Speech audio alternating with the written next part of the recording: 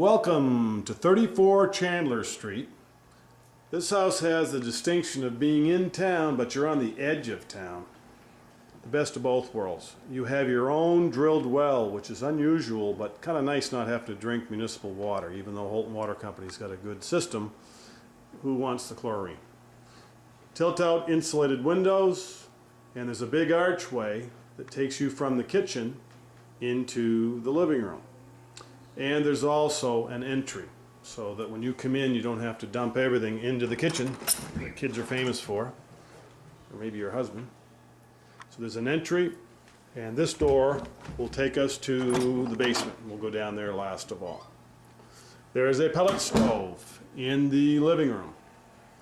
These are neat because they're functional. They throw off a lot of heat, and there's positive ions or something that comes off them that makes people really like them. Nice warm room. This is the living room where you spend most of your time. There's hardwood floors in this house, all new tilt-out windows, and they even put ceiling fans in much of the house and a wood ceiling, which looks a lot more interesting than the ceiling tiles that are in most of the houses that are drooping. Lots of windows.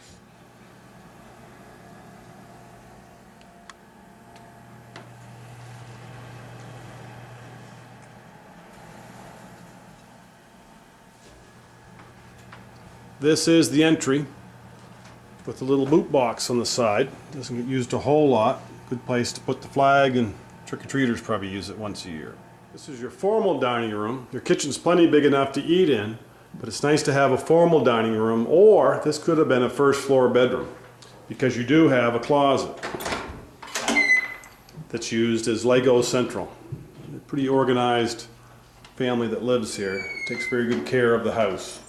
All light colored walls, hardwood floors, ceiling fans. This room has 3 windows, and they're the all tilt-out vinyl type. Let's take a peek upstairs. These are hardwood floors throughout the house, and I think these are birch on the stairway. One of the nicest features upstairs is a big walk-in utility closet. It's not a closet for a bedroom. Let there be light, and it has lots of storage for everything that they have in here. Vacuum cleaners, Christmas presents till your kids figure out this is where you're hiding them. Wide hallway, so if you're moving furniture, you're not going to be gouging the woodwork or the walls. Bathroom has a new pedestal sink. It has a new toilet, which is the water efficient type.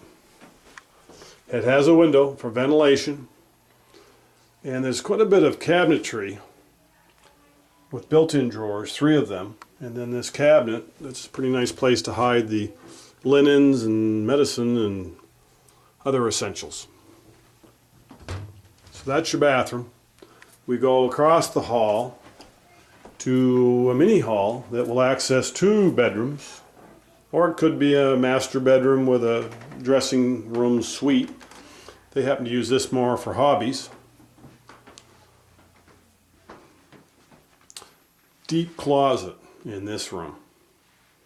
Looks like just your standard door, but it isn't. There's actually like a cabinet that's built in. It wasn't a kitchen, but it almost looks like a cabinet you'd see in a kitchen.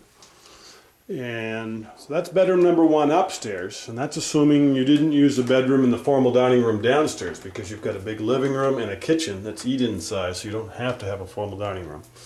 This is the closet for the 2nd bedroom upstairs. Again, light colored walls. They do have a border. Nothing too flashy.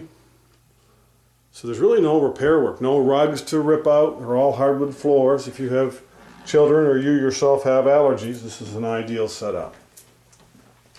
Okay, so those are the 2 bedrooms. There's our bathroom. There's our storage closet. There's our stairway to the 1st floor. And we go down the long hallway to what they use as a master bedroom.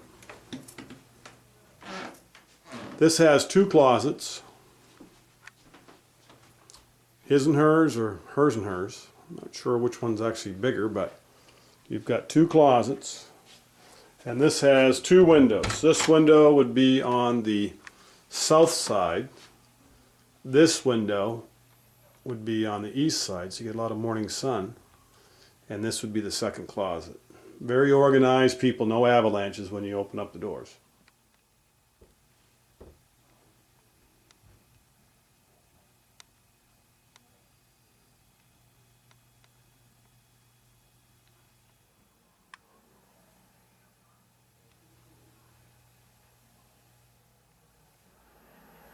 Okay, let's go down into the basement. Nice wide stairway, and you'll notice that this basement isn't one light in the center and you can't see anything and you feel like you're going to get bit by a spider. None of that feeling. You've got bright lights, new cement floor, furnace is less than 10 years old, you've got a new fuel tank so you don't have to worry about leakage. A single French door goes outside, so if there's ever a fire you can get out just as easy as upstairs. Modern electric water heater was replaced. Here's our washer and dryer hookup. And there's a workshop element over in this corner, but all the walls are painted. Nice, light and bright, clean. There's no reason why you can't have a big rec room down here. How big a rec room depends on you.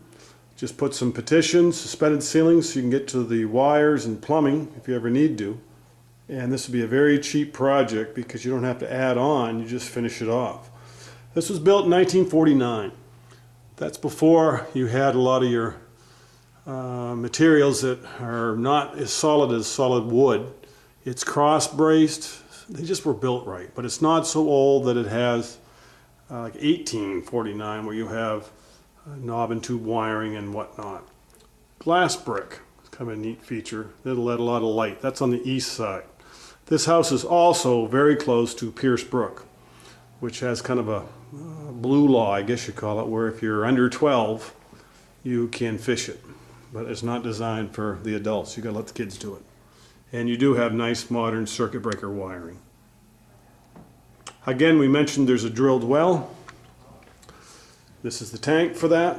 And it had its own septic, but that actually is hooked into public water now.